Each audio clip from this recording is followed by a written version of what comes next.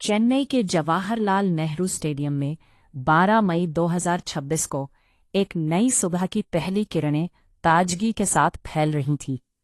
वहां खड़े लोग एक ऐतिहासिक क्षण का साक्षी बनने के लिए उत्सुकता से धड़कते दिलों के साथ इकट्ठा हुए थे।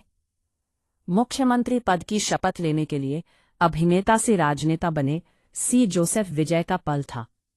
स्टेडियम की विशालता के मध्य राजेंद्र विश्वनाथ अर्लेकर ने विजय को पद और गोपनीयता की शपथ दिलाई और इस तरह एक नई राजनीति का द्वार खुल गया।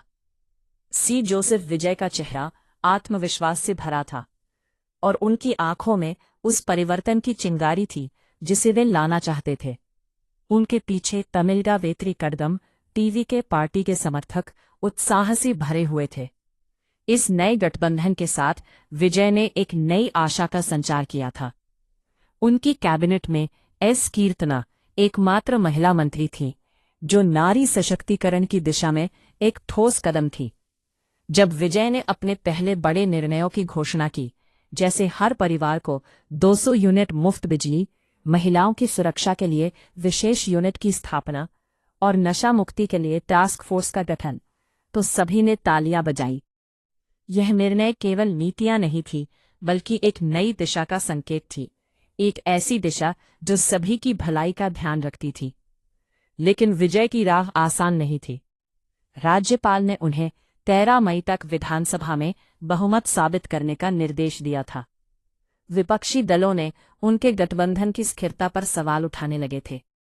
विजय ने अपने इरादों को स्पष्ट करने के लिए ठान लिया था। उन्होंने यह तय किया कि वे अपनी नीतियों और प्रशासन के माध्यम से सभी संदेहों का उत्तर देंगे।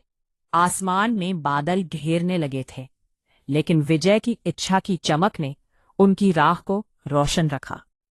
वह जानते थे कि ये एक चुनौती थी, लेकिन वह हमेशा से कठिनाइयों का सामना करने के लिए तैयार रहे थे। उनका नजरिया था, सिर्फ शपथ लेना ही नहीं, बल्कि उस पर खरा उतरना भी महत्वपूर्ण है। विजय की ये कहानी केवल एक नए मुख्यमंत्री की नहीं थी, बल्कि एक नई आशा की थी।